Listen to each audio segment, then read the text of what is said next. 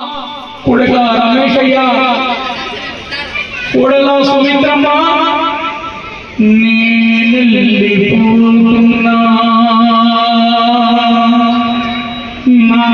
నాలోకము యముడు చాడమ్మా నా కోసము అమ్మా ఉరిమిలమ్మ ఉన్నన్ని రోజులు మనమందరం కూడా కలిసి ఉన్నాము. ఆ యమదూతలు వచ్చారు, నన్ను నచ్చుకొని మెచ్చుకొని నీ నుంచి ఎడబాటు చేస్తున్నారు తల్లి. నేనెళ్ళిపోతున్నా లోకము యముడు చాడమ్మా నా కోసము. నేనెళ్ళిపోతున్నా లోకము యముడు చాడమ్మా నా కోసము. నేనెళ్ళిపోతున్నా లోకము యముడు చాడయ్యా నా కోసము. నేనెళ్ళిపోతున్నా లోకము యముడు చాడయ్యా నా కోసము.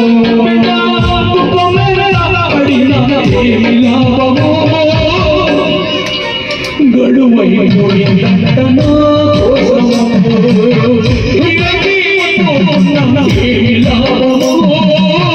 గడువైపోయిందంట నా కోసము. ఓ దేవుడా ఇది నీకు న్యాయమా? ఓ దేవుడా ఇది నీకు న్యాయమా? బ్రహ్మదేవుడా రాసినామురా, బ్రహ్మదేవుడా రాసినామురా.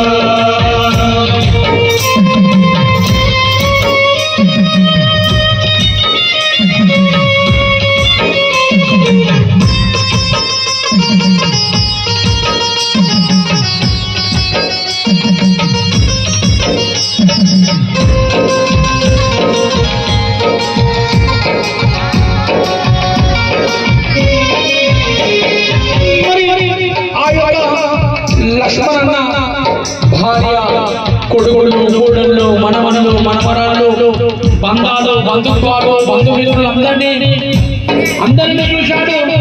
కానీ ప్రాణం పోతున్నప్పుడు ఒక వ్యక్తిని గుర్తు చేసుకుంటున్నాడమ్మా.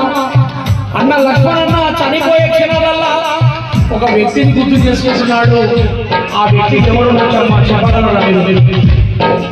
ప్రతి మనిషి, జంతువైనా, పక్షి అయినా, మానవ సమాజమైనా చనిపోతున్నప్పుడు ఒక వ్యక్తి గుర్తొస్తారు.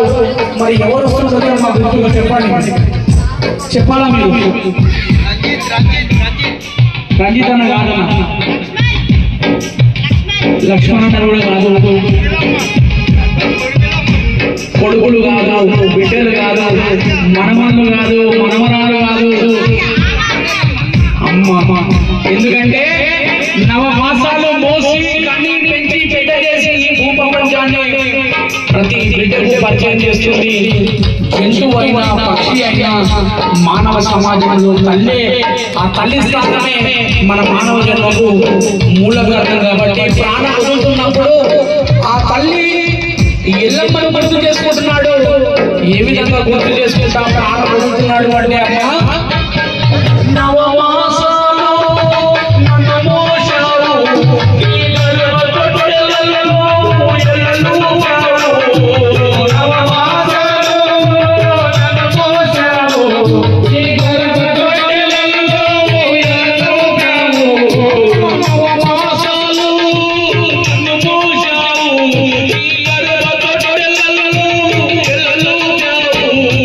కొనుము తిరితో ప్రాణమును గంటివి, కొనుము తిరితో నా ప్రాణమును గంటివి, కొనుము తిరితో నా ప్రాణమును గంటివి. ఆపదములను నన్ను కాదుకుంటివి, కొనుము తిరితో నా ప్రాణమును గంటివి. ఆపదములను నన్ను కాదుకుంటివి. తీరిపోయింది తల్లి కొడుకు బంధము, అమ్మా ఎల్లమ్మ తీరిపోయింది కన్న పేగు బంధము. ఇల్లిడిచి వస్తున్నా నీ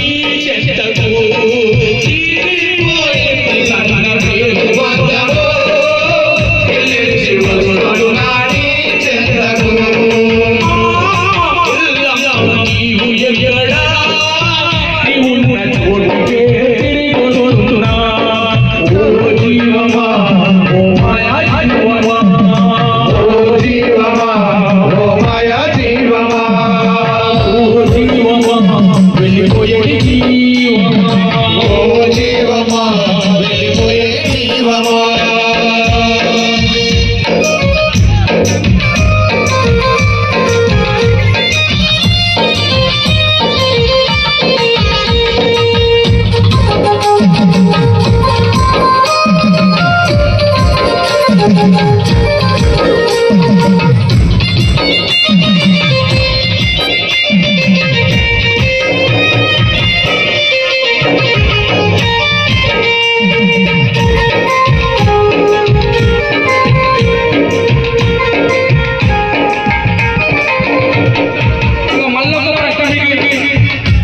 జీవితంలో తల్లి తండ్రి ఒక పాత్ర అయితే రెండవ పాత్ర ఎవరమ్మ? రెండవ భాగం ఎవరు? భార్య.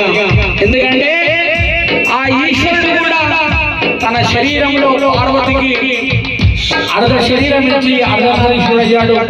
అందుకోసమే భార్యకు సగభాగం భర్త అయితే మరి భర్తకు సగభాగము భార్య. మరి పచ్చని పందిట్ల వేద మంత్రాల సాక్షిగా ఎల్లప్పుడూ నీవు తోడుగా నీడగా ఉంటా అమ్మా ఉరిమిలమ్మ.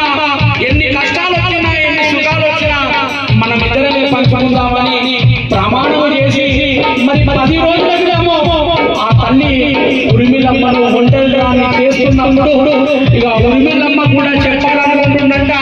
మరి ఏమని చెప్పుకుంటా ఆయన ప్రాణం పొందుతున్నాడు అంటే అమ్మ 3 ముళ్ళతో అల్లవచ్చావు నీ జన్మంతా గడిపించావు. 3 ముళ్ళతో అల్లవచ్చావు నీ జన్మంతా గడిపించావు. 3 ముళ్ళతో అల్లవచ్చావు నీ జన్మంతా గడిపించావు.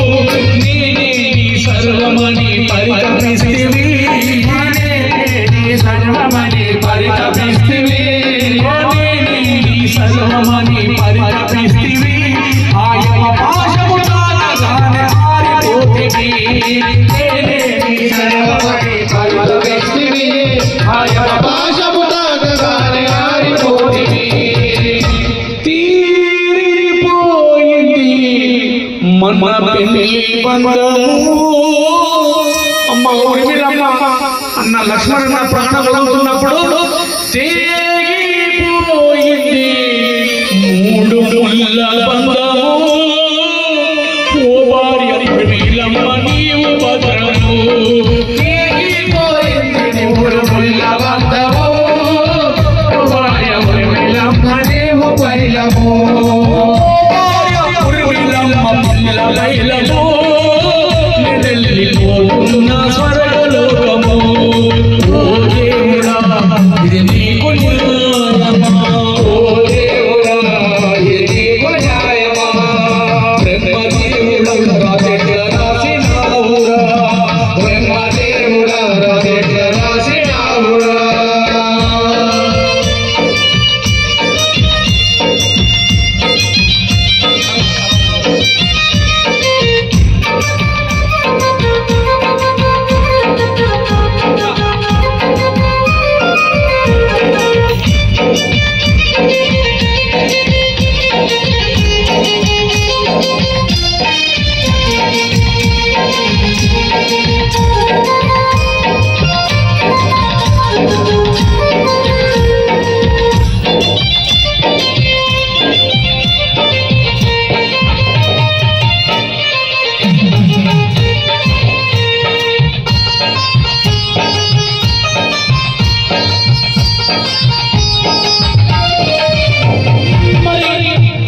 జీవితంలో అమ్మా నాన్న ఒక భాగము, భార్యాభర్తలు రెండో భాగము, ఇక వాళ్ళ కడపడ పుట్టిన కొడుకులు బిడ్డలు మూడో భాగం.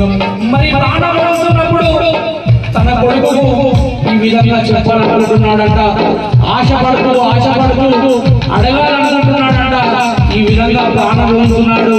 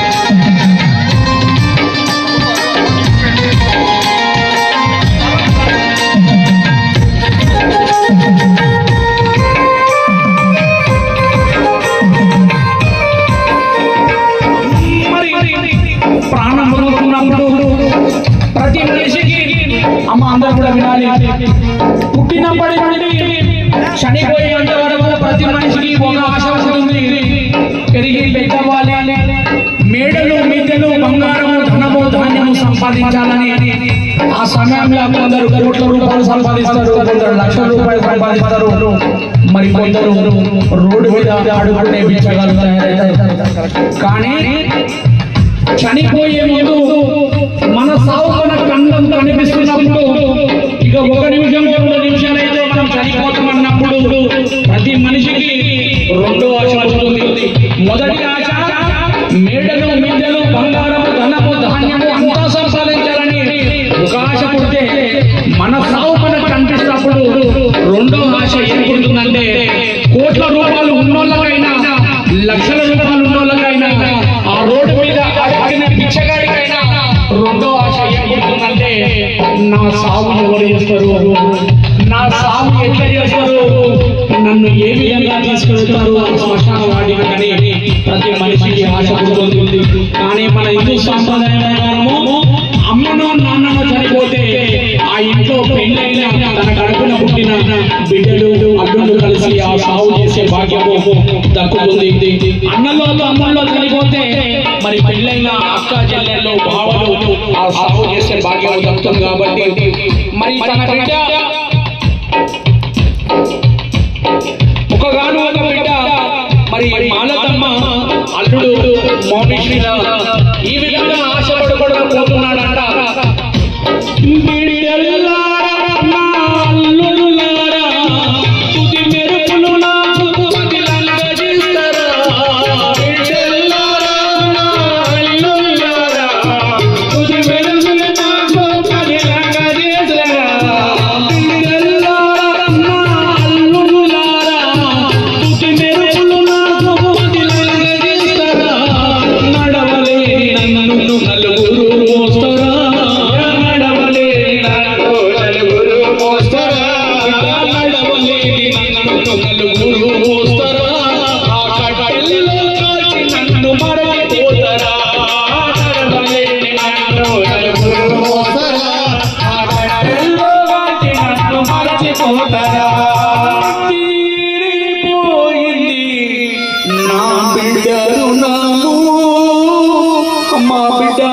మాలతమ్మ తీరిపోయింది తండ్రి బిడ్డల బంధము, ఓ బిడ్డ మాలతమ్మ నీవు భద్రము. తీరిపోయింది తండ్రి బిడ్డల బంధము, నా బిడ్డ మాలతమ్మ నీవు బైరము. అల్లుడా మౌనిశ్రీ నీవు భద్రము, వెళ్ళిపోతున్నాడా లోకము.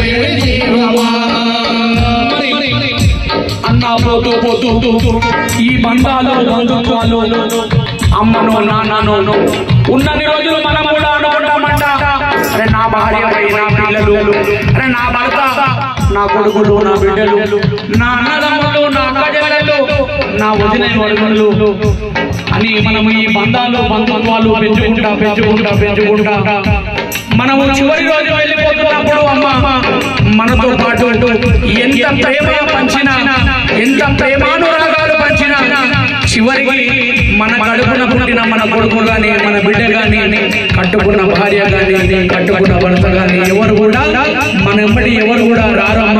ఇది జీవిత సత్యం. అందుకోసమే ఉన్నన్ని రోజులు తన వాళ్ళు అనుకున్న అన్న లక్ష్మణన్న వెళ్ళిపోతున్నప్పుడు ఈ భూమి మీద నివసిస్తున్న మనందరికీ కూడా తన మాటగా చివరి మాట మనందరికీ ఏం చెప్పాలనుకుంటున్నాడు అంటే అమ్మా, మన శరీరములు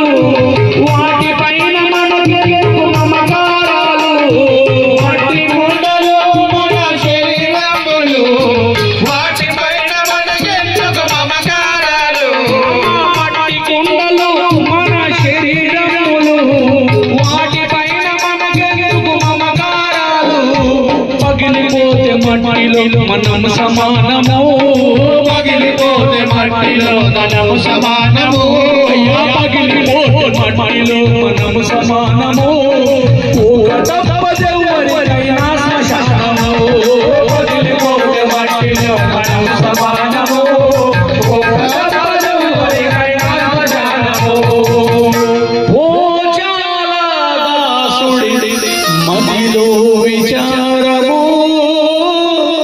గురుదేవుల రామ కృష్ణ